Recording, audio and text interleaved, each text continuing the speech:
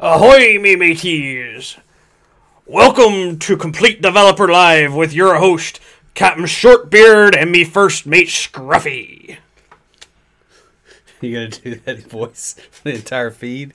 No. Probably not.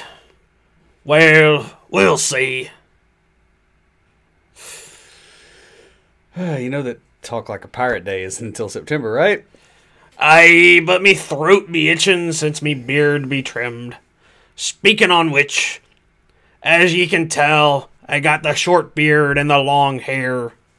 Went to me niece's kindergarten graduation earlier this week. Graduation. Aye, graduation. Oh, lordy. That's what happens when they finish a year of school. The kids get a graduation. Man, your accent's a world traveler. Aye. It went to the sticks, it went to the seas, it went to Scotland for a minute. It went to Nashville. I think it went to Ohio briefly. I'm just waiting for the Florida man to come out and you to go whack a gator in the head. Well, I did trim my beard to go down to Florida so I could wear a bow tie for my niece. That seems to fit. I like how you just put the warning in there. You know, BJ may be in pirate voice for part of this episode. Warning, parents! That wasn't actually supposed to be read. Warning, unstable mainland pirate on this video. You know, it's rated R. Hey, man. It's just, the jokes write themselves, don't they? Aye, that they do. It's like you wrote some jokes, but then the other jokes just sort of showed up.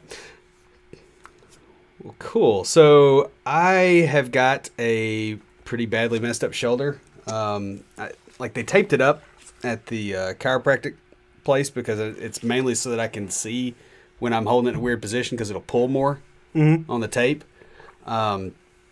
I'm having a whole lot of pain from that. It's just that and my back has been weird, and I've done something, and I'm not sure what I'm doing different, so I'm like trying to troubleshoot that. Other than that, just doing a crap ton of work. Like that seems like that's about all I do these days. My daughter did graduate from 4th grade. That was what? See, each year they are in school, they get a graduation. Yeah, apparently. It's you know, and hers was her 4th grade graduation. So, yeah, there was, you know, it was an hour and a half, 2 hours of sitting there wearing khakis and going, okay, you know, you graduated. They call out all the kids' names. And it's fun for them. You sit there as a parent just going, I'm not sure what I'm supposed to do here, because they tell you not to clap. And so, like, everybody's like, their kid gets up there and they're like, you know, they're like a seal being stopped by a force field. That's just not good. So I wish you quit glaring at me out of your good eye. Really, it's not okay. Well, I was holding me baby niece through the whole time, so I was a little preoccupied. With your good eye. Music City Tech be just around the corner. We got our booth. We got our booth and our swag ready to go. Look forward to seeing y'all there. Bringing the chest of loot. Yeah. By the way, this is our old water bottle. No more of these be going out. Special water from Flint, Michigan. Protein shake. Same thing. It just gets you a lot more trace minerals in Flint. Hey. We be doing some recording at Music City Tech. Definitely one episode, and we might even do a live feed. Pirate voice may or may not come along. We should get David Neal to do the pirate voice. I give you me version of David Neal doing pirate voice. JavaScript. Anyway. Bacon. All right. Okay, enough of that eye patch. That's driving me crazy. Trust me, man. You are not the first member in that club. All right. So, let's get on with the listener questions, which means we've got to scroll, which is Not possible when the mouse is on my side of the Yeah, it's possible. It's just going to be kind of weird. So, first question. This is from somebody. Actually, I don't see where you put that, but I don't put it on these. That's right. You put it on the other one. Mm-hmm. I'm a space cadet. You're a pirate. It's fine. That works. That works. Yeah, it's basically Disneyland up in here, without the alligators and stuff. So somebody says, I told a lie that I know functional programming and Scala in an interview. Now I have the job. How should I learn fast and survive? Okay, so first of all, you screwed up by lying. However, I will tell you that a lot of developers screw up by lying. Not by saying that they know functional programming, but that they can tolerate dysfunctional programming. So how can you learn this quickly? Okay, so you're going to have to be super duper tactical. The way that you solve this, you basically are going to have to find, what are you trying to do, and then go learn just how to do that. Like, you can't learn big picture anything. Hopefully you're a noob. It's still a pretty big screw up to lie, but like, if you just like, let's switch this question over into, I'm in panic mode. I have to learn this new language. Because that's really what we're trying to really answer sounds here, like. Right? You're going to have to be extremely tactical. And again, so like if you got to learn how to process a web request, that's the thing you do. There's going to be some stuff in there that you're not going to understand, that you're probably going to be doing a little copy pasting from Stack Overflow. That's probably going to be how you have to approach it. Take notes. As soon as you're done with a task, then you go look stuff up. I was also going to say, don't get into the, well, this is better, that is better. Like, it's better in this language, or this other way is better. Yeah. Do it the way it's supposed to be done. Like, you have to learn to do it in that language. That's what they want. They don't want you to come in and go try to learn it and go, oh, hey, I would rather do it the way that it's done in Java or because functional programmers really hate that. Yeah, well, everyone really hates that. Yeah, but the thing that functional programmers like get a math book on functional stuff and like chuck it at your head. Well, what I'm getting at here is, I don't want to say don't question authority, but at this junction, you just need to learn how to do things. So don't question what you're told. Go out and do it, and do it several times, and then come back and go, I wonder if it would work better this other way, or then try questioning things, but get the basics down, get the understanding first, and sometimes that means just accepting this is the way it is. Yeah. And I'm very much not into that, except in certain circumstances. This is a circumstance where you have to just accept it the way it is and do that to get by. Yeah. And I'll also say, too, sorry, I thought you were... Oh, no, go ahead. Once you've got something solved, like because if you're doing functional and Scala, like you're not the only person there doing that. Like they have that stack because they got people that do that stack. Once you get something done, get somebody senior to you to help you work through how to make that better. And then just take them on as a mentor if you can, because that's a great idea. Find a mentor if you can where you're working. Do that, or look into, obviously if the company is hiring people doing that, then there's enough people in the area that you may be able to find a meetup group or something, a user group for that, and find someone there that you can bounce ideas off of, that, you guys can go out to dinner and just talk about things, stuff like that. Yeah. And the other thing is, never ever lie again on an interview or a job search thing. Like, that is not helping you. This kind of thing, like in the absence of all other morality, like, does this not suck? Mm-hmm. And I'll tell you this. When I was interviewing before I got my first job outside the apprenticeship, I went to an interview and they told me they wanted a junior .NET developer that knew some SQL. So I was like, all right, I'm a junior .NET developer. I know a little bit of SQL. Great. So I go to the interview. It was actually with the TBI, Tennessee Bureau of Investigations. Tennessee Bureau of Investigations? Bureau.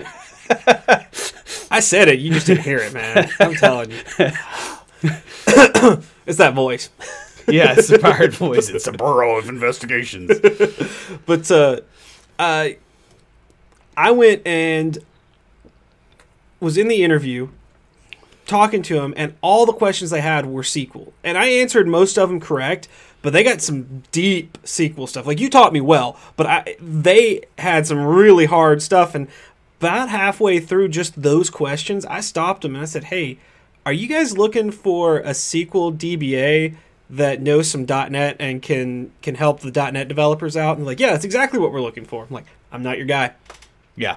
And I was like, what I'll do is I will tell the recruiter, hey, this is what they're looking for, because they think something else.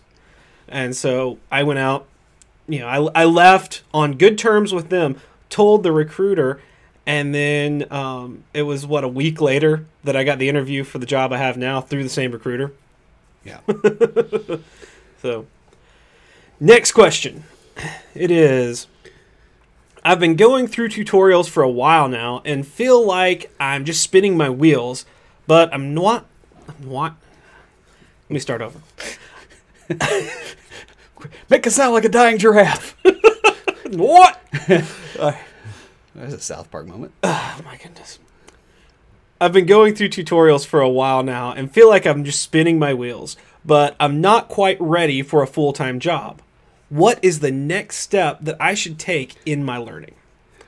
So I'm going to tell you what I did, and I've said this on the podcast. I'm pretty sure I've said it on the live feed a lot too, but the thing I did that was the most helpful was I built something.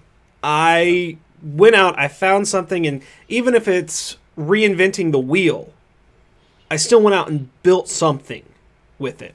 I decided I wanted to build a blog because my sister and I had talked about that, and even though I built the blog, she hasn't ever used it, so I still have recreationalmathematics.com.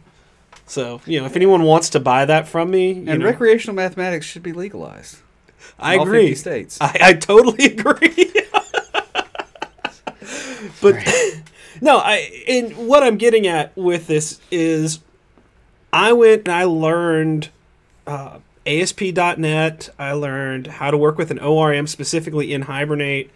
I learned a lot about the model view controller just from building that. And it started off with just a simple blog that I followed the tutorial, and then I went and built more and added on to it. For some front-end stuff, I remember when you started assigning me things, it was go build this, and I had to figure it out. I had to go look up how to do things. So pick a project. Even if you're doing the same thing that's been done 100 million times, just pick something that you want to build, that you maybe don't know all the aspects of, and go out and start building it. When you hit something you don't know, then go look that one thing up and learn it. And you'll probably do like I did and hit some rabbit trails and learn all sorts of interesting, fun things that eventually become a podcast. Yeah. Yeah, because, just take the approach of, like, I don't know where my coffee table is. I'm going to walk around in the dark until I find it. You'll eventually smack your shin into it, and you'll understand what's going on. I do want to take a slight issue with one thing you said in there. You're not quite ready for a full-time job. I would question that a little bit. And the reason I question that is companies have interns. They have very, very green junior developers fresh out of college. Mm-hmm. They've got a CS degree, but they can't really code. They can't use source control. All those kind of things. You're probably past that point. It's really, really easy to underestimate yourself and overestimate others. What will end up happening to you if you do get a job is you're going to go through the code base and you're going to stop overestimating others eventually, just by virtue of experience. Yep. So I would encourage you to start kind of putting out the first feelers on the job and just see what happens. Mm-hmm. That'll do a couple things for you. One, you may be ready and just not know it. That may be why you're spinning your wheels. Is like the next thing to learn is how to be a professional developer in a professional environment. The other thing that might do for you is give you a little bit more feedback about what to learn next. Mm-hmm. That's very true, because that's how I got into Angular. Yep. Was through going out and interviewing, because like you were pushing me to go interview, what, about 6-8 months into my training. Yeah. And I will tell you, and I get the feel that this comes from someone who is not a university student, but is learning on their own. And so I did that. I have a coworker who did that. He also happens to be a podcaster on a little show that we affectionately call Junior Developer Toolbox, mainly because that's its name. But we say it affectionately. We do. We really do. Hey, Dave. Anyways, you know, he and I talked a bit when he was starting to look for a job, and he was saying that he wasn't sure he was ready. And I encouraged him to go ahead and apply, and he has come in and just shined. I mean, you could tell he has the drive and the spirit for it. And if you're asking this question, then I feel like you've got the drive and the spirit for that. Yeah. But don't ever sell yourself short. Right. So before we hit the next question, I want to just jump over to Facebook and Lucas. Hey, thanks for letting us know about the no sound. That's great. Gains. Well, my beard just got trimmed this past week. Will's been about a month. Yeah, about a month or so. Yeah, I've been cold for about a month. Josh, hey, Dave's on here. Just want to say hi to you guys. Let's see. Yeah, we don't have anybody on Periscope and YouTube yet, so. Yeah. What about Google Plus? I hear that's a boisterous Are we? We're not. Even we don't know if we're on Google Plus. We're on Google Plus, but we're not streaming to it. So. Yeah. All right. Let me flip back over where we want to be. There we are. Yeah. So go on with the next question. Yeah. So if you're wondering why we did that just a second ago, we have like multiple pictures going on, but one of them is like the actual, here's what you're doing right now versus what you were doing 3 seconds ago. And you wouldn't believe how much that throws you off when you're looking at you 3 seconds ago and you're like, why am I holding my head weird? And then you move and you're like, why is my head over here now?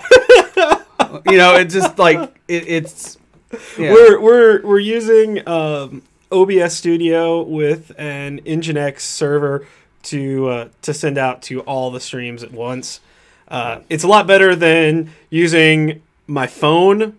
Actually, this is a nicer phone than we were using when we started. So. Yeah. Sorry, I'm trying to find the question again. All right, so we got another one that says, with the popularity of document databases and NoSQL, is there any demand for SQL language nowadays? Yes, there's a crap ton of demand. Where I work, we could use a DBA.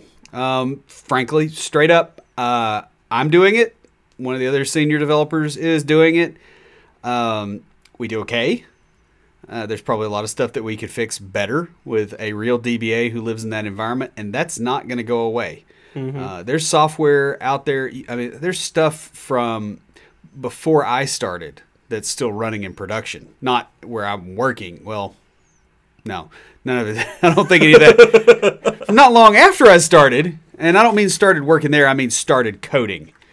That's still running in production, still hitting, SQL Server. There's stuff. I mean, people are running production stuff on Access because, goodness knows there's got to be a few sadists in every crowd. I guess masochists. Well, it depends. Are they, writing the code or having to use it?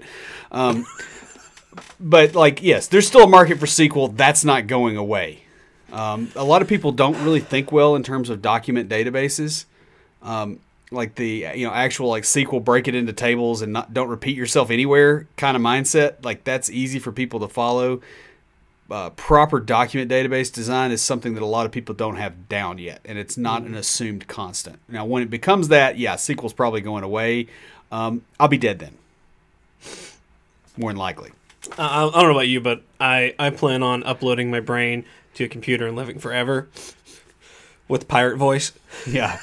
Oh, yeah. You'll get a pirate voice. In charge of that system, you will always have a pirate voice. And a peg leg. You'll have a perception of a peg leg just because you deserve it. No, it's funny that we do talk about this question because I had a conversation. Well, we, the API developers where I work, had a conversation in our code review about stored procedures and the proper use of them, and how we have some very older applications that have business logic in the stored procedures because they were, they're internal and they're written for AppX, which is just like a layer. We've got a lot of that. Yeah.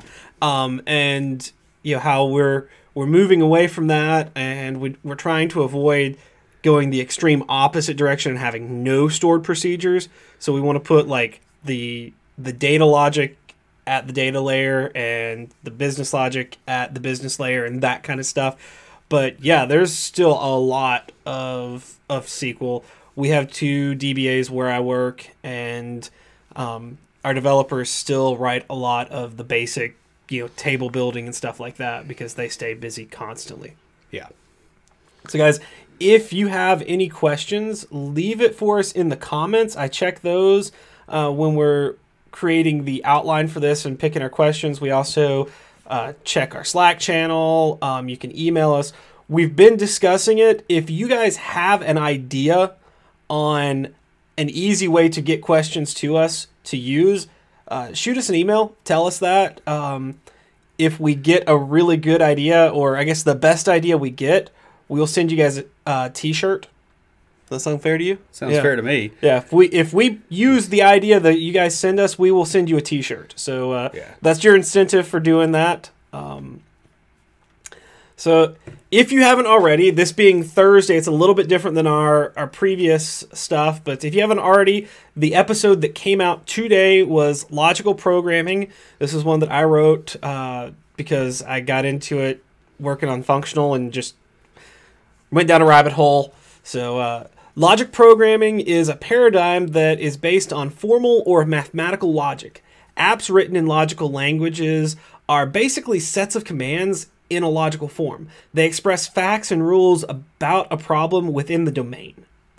Logic is itself its own language with syntax, semantics, and inference rules. Logic programming is a set of logical deductions that are controlled through a control flow. Now, in the episode, we start by defining a horn clause, and then we talk about declarative programming, or the way that the logical deductions are coded. Then we get into the other piece of logic programming, which is the control flow. And we end up talking about some of the other concepts in logic programming and close out the episode with a comparison of functional and logical programming. And the episode coming up next week. Week from today. Yeah, a week from today. That's the switch in days is throwing me off a little bit. Is going to be software versioning. And software versioning is something a lot of people think they understand well, and a lot of them don't. And it's one of the more critical things in software development to get right. Knowing the version of a piece of software, library, or component is necessary in order to know what features are available, what known bugs are out there, how far behind you are in terms of versioning, what's compatible with what. It can really tell you a lot about the kind of changes that you might experience when you upgrade. So, going from version 1 to version 2 is a big jump. Going from, 2 to 2 or 2.5 to 2.6 is a smaller jump, unless you're doing Angular or JavaScript framework sometimes. Well, I guess it's still smaller. It still just hurts. But there's a fair amount of complexity here in versioning, especially when you start having a whole lot of little components that are talking to each other. Even though there's some fairly common practices across the industry, you'll find that they don't get applied as uniformly as you would probably like. A lot of places have got real flaky versioning systems that don't really give you the information you need. They're built around just really wacky stuff like, what does the marketing team think? And that's not good for something that's this critical to actual software development. It's usually something that you get your head around well a little bit further into your career after you've been burned by it being done poorly a few times. It's easy enough to get this reasonably right, as long as you know the basics. And we're going to start by talking about the goals to look for in a versioning system, because there are different ways to do it.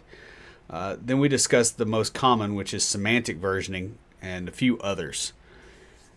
Finally, we talk about best practices related to versioning both on the producer and the consumer side. So, like, what do you do if you're rolling out a new piece of software? Which part of the version number you should increment? And if you're updating stuff, what should you do when you're updating a dependency? How do you handle that based on the change in version?